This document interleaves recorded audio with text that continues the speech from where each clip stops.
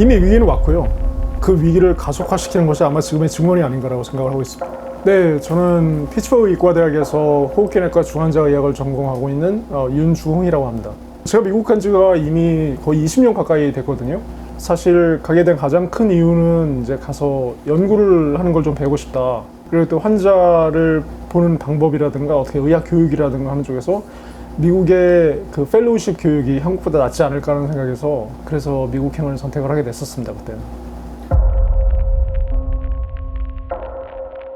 예전에 한번 이런 비슷한 일이 2020년에도 있었고 또 그 전에도 어떤 중요한 문제가 생길 때마다 한국의 의사 선생님들께서 한국 정부와 이제 갈등 혹은 그런 어떤 제안을 통해서 문제를 해결하려고 노력을 많이 하셨었는데 그런 것들이 정말 우리 안에서만 일어나는 것 같고 사회 밖에 그러니까 어떤 외부에서 그것들을 바라보는 객관적인 시선을 누군가가 주지 못한다는 게 상당히 안타깝게 느껴졌었습니다. 우리나라 의료가 우리보다 우리 자녀 세대에 조금 더 좋은 그런 시스템이 지금 만들어져야 되지 않나. 이렇게 땅이 흔들릴 때 좀 더 좋은 시스템을 만들어 나가야 되지 않나. 바꿔 나가야 되지 않나 생각해서 쓰게 되었습니다.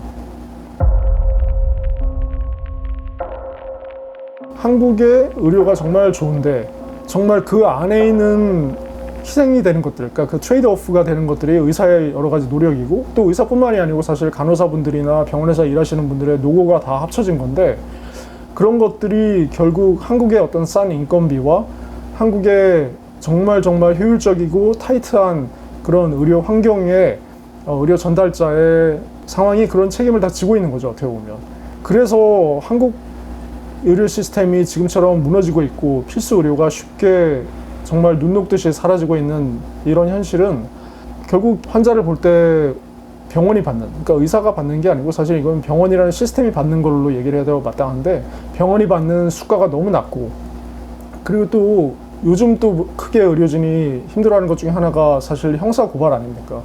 그런 형사 고발이 너무나 많이 일어나고 한국은 다른 나라에 비해서 그리고 또 사실 처음 논문에는 들어가 있었는데 지금 들어가지 않은 것이 있는데요. 그건 한국 의대 교육이 그리고 레지던트 펠로우 교육이 정말 좀 더 내실을 다져야 된다 이런 내용도 있었습니다.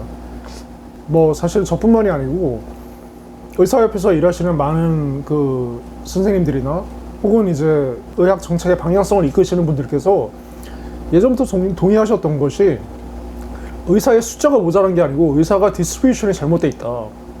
한마디로 분포가 한국은 그 소아과, 산부인과 이런 필수 의료과를 전공을 한 사람들은 꽤 계세요. 사실 그런 분들이 부족한 게 아니잖아요. 저희가 다 알지만 그런 분들이 본인이 트레이닝 받고 공부했던 분야에 종사를 하지 못하는 그런 것 때문에 이제 부족하게 보이는 거죠. 어떻게 보면 그게 첫 번째고.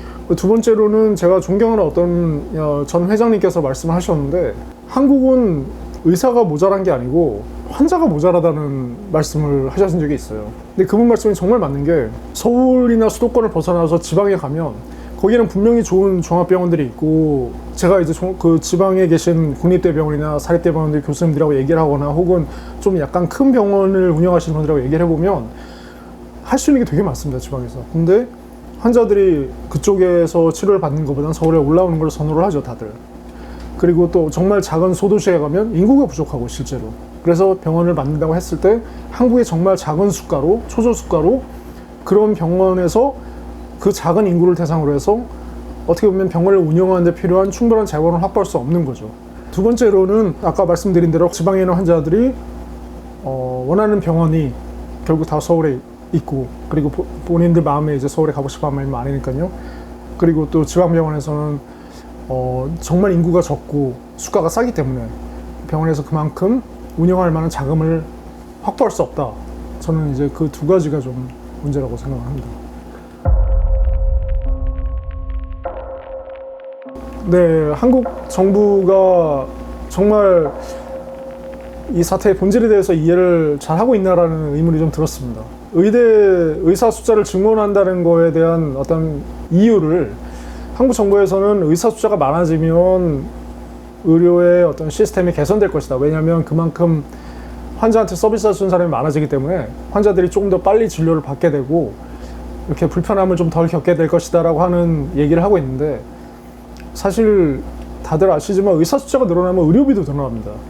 예, 그건 피할 수 없거든요. 의사 숫자가 늘어나는 만큼 그 의사에 대해서 지급해야 될 인건비가 늘어나기 때문에, 그리고 그 의사들이 결국은 환자를 진료해서 어떤 수익을 창출을 해야만 의사들도 이제 경제인으로서 먹고 살 수가 있기 때문에 의료비는 증가를 할 수밖에 없습니다. 근데 그런 경우에는 의사 숫자를 증가시킨다고 하는 것은 정부의 어떤 의료 개혁이라는 것과는 좀 방향이 다르지 않나, 그렇게 생각을 하게 되는 거죠.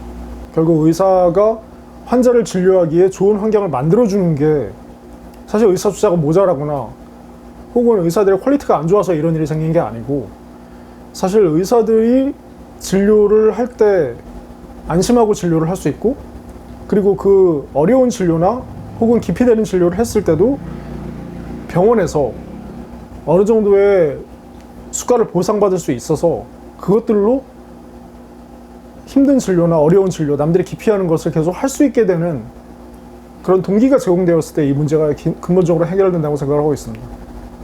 음식점에서도 똑같죠. 재료비가 5,000원 들고 인건비가 5,000원 들었는데 다 해서 10,000원이 들었어요. 거기에 뭐 매장 대여비라든가 혹은 전기세, 물세 같은 걸 내고 나면 뭐 12,000원이 들었다고 합시다. 그러면 그 음식은 12,000원보다는 많이 받고 팔아야 맞는 거죠, 사실은. 그게 안 되면 장사를 접어야죠. 근데 병원은 그럴 수가 없지 않습니까? 병원에서는 그래, 우리 이거 장사 안 되니까 접을게라고 접을 수가 없는 거예요. 왜냐하면 국민 건강이 필수적인 거니까. 그러니까 그렇기 때문에 정부가 정해서 이거는 이렇게밖에 못 줘. 하지만 너희들 병원은 계속 운영을 해. 이렇게 나오면 병원 입장에서는 뭐 갈 길이 없는 거죠. 손해를 보고 계속 그 일을 할 수밖에 없는, 그런 면도 있겠죠, 아마.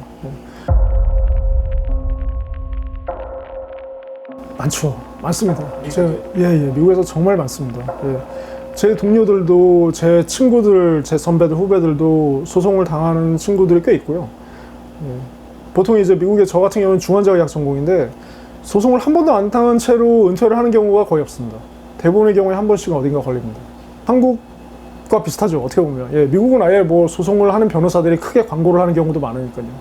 다만 미국과 한국의 다른 점이 있습니다. 미국은 거의 100% 민사소송입니다.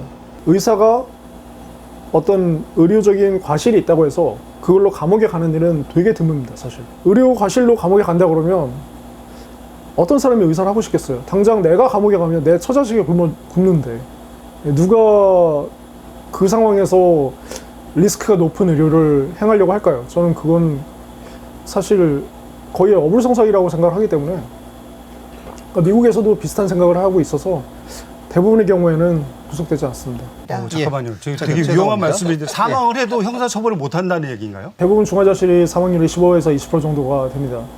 그래서 중환자실에 일하는 것 자체가 리스크가 되게 크죠. 내가 아무리 최선의 진료를 했어도 환자가 안 좋은 결과를 맞이할 수도 있게 되는 거고, 그 책임이 어디 있냐라고 하는 문제에 가서는 그게 의사 책임으로 사람들이 생각을 하게 될 수도 있습니다. 그래서 소송이라는 게 존재하고요. 저는 그게 잘못됐다고 생각하지 않아요. 환자 가족의 입장에서 정말 받아들이기 힘든 상황이 생겼고 그 상황에 대해서 누군가는 뭐 응분의 책임을 져야 된다고 했을 때 고소를 하는 것 자체가 저는 문제가 된다고까지는 생각을 하지 않습니다. 그런데 그게 형사여야 하는 문제죠. 그것이 어떤 전문인을 구속을 시켜야 되느냐 혹은 합의를 볼 수 있느냐 하는 건 전혀 다른 문제입니다. 그거는 저는 고의성과 관련이 있다고 생각을 하는데, 형사의 경우에는 사실 신병을 구속한다고 하는 것 자체가 어떤 고의성에 대한 그런 판단에서 나온 경우가 저는 있다고 생각을 하거든요. 근데 과실치사라는 것 자체가 고의성을 입증할 수 없는 경우이기도 하고요. 그 형사재판이라고 하는 것이 과연 의료 과실에 필요한 것이냐, 이런 생각을 많이 합니다. 환자가 죽었다고 누군가 책임을 져야 되느냐 하는 거는 충분히 할 수 있는 질문이에요. 그러면 그 처벌이라는 것이 채고랑에 채워서 감옥에 보내야만 그게 분이 풀리는 처벌이냐 하는 거는 얘기가 다른 거죠, 사실. 과실에 대해서 배상을 해준다고 하는 것과 과실에 대해서 법적으로 처벌을 해서 문제를 해결하겠다고 하는 것은 전혀 다른 문제라고 생각을 합니다. 미국에서는 대부분 이제 그 말프랙티스 인슈런스라고 하는 그런 보험 시스템이 있습니다. 그래서 그 보험 시스템 안에서 해결이 됩니다, 대부분. 그래서 어떤 일이 일어나서 설사소송으로 간다고 할지라도 의사들은 법적으로 그리고 경제적으로 그런 합당한 보호를 받습니다. 의료 시스템 개혁이 정말 이번 일을 계기로 좀 더 좋은 쪽으로 개혁이 되었으면 하는 바람이 되게 간절합니다. 그래서 저뿐만이 아니고 저의 친구들과 한국에 계신 동료 선생님들, 그리고 또 한국에서 계신 환자분들과 또 제 아래 자식 세대들이 좀 더 좋은 의료 서비스를 받고 그렇게 지냈으면 하는 바람입니다.